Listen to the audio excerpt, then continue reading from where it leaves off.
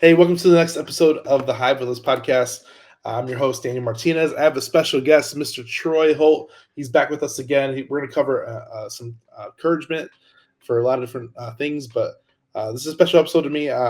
If you haven't seen the other episode, please go watch it. We talked about a lot of estate planning and properly planning for the future and elderly care and a lot of stuff like that. So please go check out the other episode. Mr. Troy Holt, how are you doing today? I am very well. I cannot complain. I was really impacted by the episode we just recorded, and I was like, let's do another one for encouragement to entrepreneurs and people in general. I think a lot of people struggle and have a lot more issues that they don't want to face, and sometimes they just need a little bit of encouragement, a little bit of love, and sometimes it's just attention. A lot of people are connected in a lot of different ways. What's some encouragement you have towards entrepreneurs? I think a lot of honest entrepreneurs. Can you say some words of encouragement in general? I don't know. This is kind of off the hip and off the cuff. Yeah, a couple of things that I'll say is number one is that failure is not final. So many times we look at failure as the finality, or we look at it as sometimes death. Failure is simply a learning. You know, there's a book by John Maxwell. Sometimes you win, sometimes you learn. Instead of sometimes you lose, sometimes you learn. So we learn more. People, what we realize, we learn more through our failures than we do our success. So let me show you how. Daniel, you taking a test. Those who listen in, so y'all listening to this illustration. Daniel, you taking a test. The test is 100 questions, and you make a 70. Okay. Yep. And you're trying to figure out how you made a 70. Are you going to look at the 30 that you missed or the 70 that you got right? Usually I'm going to look at the 30 I missed because I didn't get those correct. So my point, we learn more through the failure than the success. So the 70, we're not worried about it because we got it. But it's the ones that we failed, we missed, is the one we start looking at. So how did I miss that? What can I do better? And so when we start taking on failure from the standpoint of, okay, what can I learn from this? What is it? What is the lesson? I think we gonna view a failure, and as entrepreneurs, we're gonna have those failures. You know, we're gonna have where it didn't go like we want to. You know, sometimes we're gonna have successes. So many times we learn more in our valleys than we do our mountaintops, and so don't get discouraged when you in the valley of failure. Just realize that there's a learning tool there. And so many times when we fail, we get mad at ourselves and we want to quit. Don't quit. Don't give up. It's just a learning tool. Now, sometimes you may have to change and modify. You know, a football team, they go in at halftime and they make halftime adjustments. You know, and so many of us, we made some mistakes. We got to make some halftime adjustments. We come out in the second half, and bam, we end up winning. So my thing is, don't look at failure as final, but look at failure, as a learning tool. Yeah, I think I 100% agree. I think I had a failure early on in my first business, and I pivoted into real estate, which is what I do now. And it was one of those things where, like, one of the things I say a lot too is if you survive long enough to get there, you'll get there.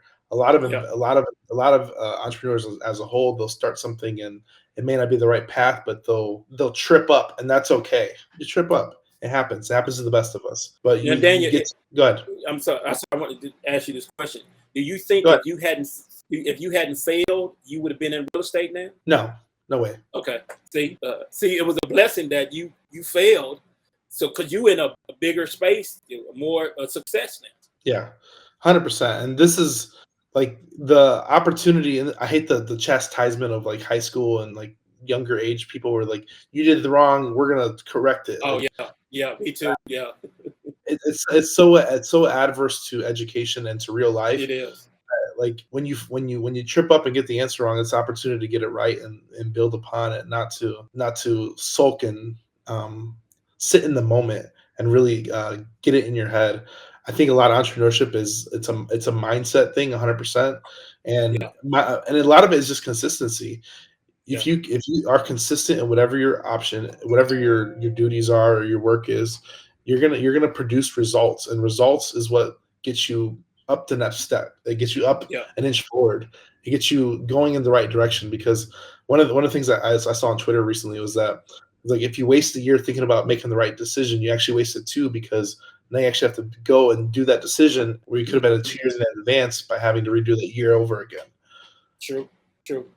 And I So, want to also add is, don't let people knock you for having a 9 to 5. And if you can do the business as a side hustle, do it, because your 9 to 5, number one, it takes care of your family, but number 2, it can help fund your business. So don't let people knock you for having a 9 to 5. You just stay on your path and your goal. And then there's some people that don't need to be entrepreneur. They need to stay at 9 to 5. So those are my advice.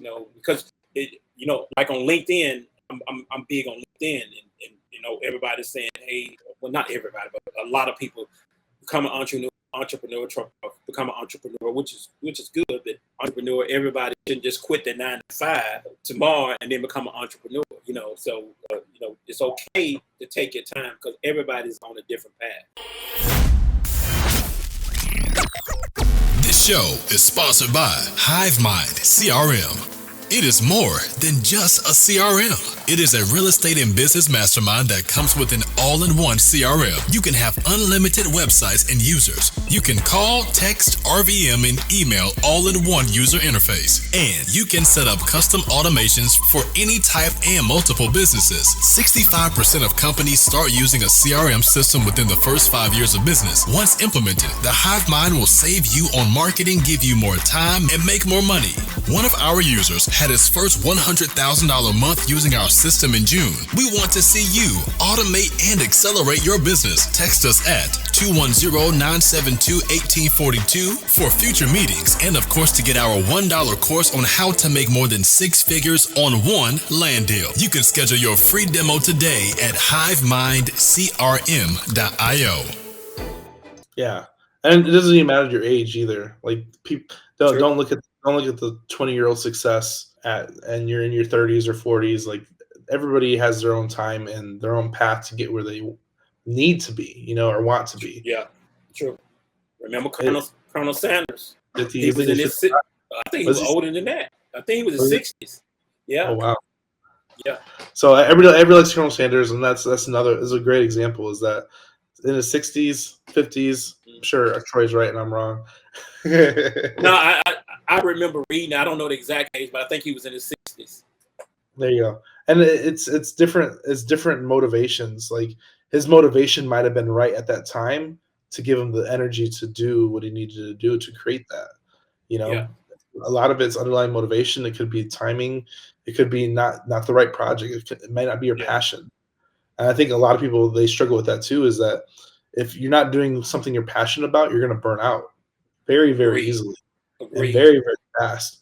So maybe if you burn out, it's okay. Like, it means it wasn't the right direction for you, and it's okay to. I think that, and I think the question we should ask ourselves is, could I do this if I wasn't getting paid?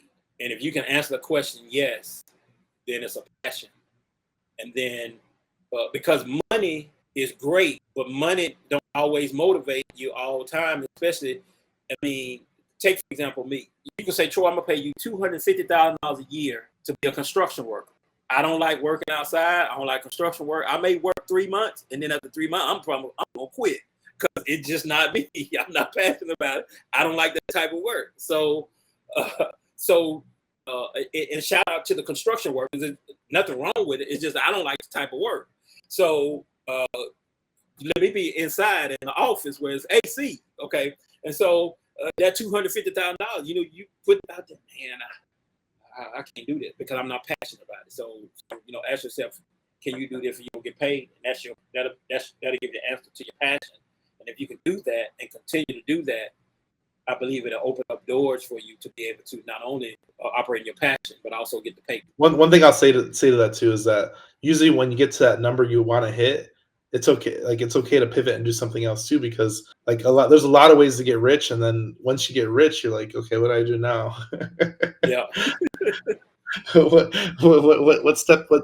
direction do I go now? Like, I wasn't really passionate about that, and I got here. Yeah. And this is where, like, this is so crazy. One of the person I took a teenager's course to get into real estate when I first started. He was like 18 at the 19. He was educating the masses. So I bought his course. And one thing he did was he literally did real estate for 5-6 years, found success in that, and he used that as a tool to create the life he wanted after he got the money set. Yeah. So it's one of those things where like you can create your own future doing something temporarily that might bring in the capital, but you can pivot into something you like. And there's something, capital opens up a lot of doors that, hey, I might need to do this one thing. Maybe it's the construction worker. I may need to do this for 2-3 years, build up my capital, and then I can do something I want to do. So don't knock at everybody in their own stage. Like sometimes it's a stepping stool to get to where you want to go. Totally agree. Yeah. I think a lot of people find a mentor, find an advisor, find somebody who is where you want to be. Mm-hmm. And that usually struggles a lot of things. If you entrepreneurship can be very lonely a lot of the time. So if you find somebody like-minded, at least to go with you, and this is where I think networking groups and entrepreneur groups and maybe going golfing and networking with other people in that space where they're capital heavy, it gives you the experience. It gives you the experience and anticipation of what life could be, and it gives you the relativity of, hey, these are people that have somewhat made it because they're here on a Monday afternoon where most people are at work. Yeah. Just being around. And then, I was saying, if you are the smartest person in the room, you're the wrong. You're in the wrong room. Yeah, because you want to be around people who are smarter and more successful, so you can strive to be like them. Mm-hmm. Any final word of encouragement? Final word of encouragement: don't quit, don't give up. One of these days, I'll share a big testimony. I won't do it this time, but one day, Daniel have me back. I'll share a big testimony. Don't give up. Don't quit. Don't get discouraged. Keep going. Yeah. For everybody here, I tell everybody here to produce content. And my quote is, you build your infamy off the content you produce, especially in the day and age we're heading. So start creating content and build the future you really want to live. Yeah. And content creation, if you can do that and do well, you really will, because social media is really free prospects. You just got to learn how to do it right and correctly to draw the people or to develop the lead source. Yeah. And you just got to do it consistently. Like you said, don't quit. Yep. You'll see some benefit in the long run after you do it for a long time. True. Well, where can people find you online? We got TroyHolt.com. You do consulting for wealth education and wealth planning, correct? And then we also have the Troy Talk Show, which is on Apple, Spotify, and soon to be on YouTube because he's trying to get on YouTube. So definitely go check out Troy's podcast. Troy, I really appreciate you coming on today. I really appreciate you providing encouragement to a lot of people listening today. And I hope you go check out his other episode. We talk a lot about important topics. And thanks for coming on today, Troy. I really appreciate your time. I think we covered a lot of good things. Hopefully we'll make a difference in this hour we spent together. Hopefully we'll make a difference in the world somewhere. Yes. Thanks for coming on. I appreciate your time.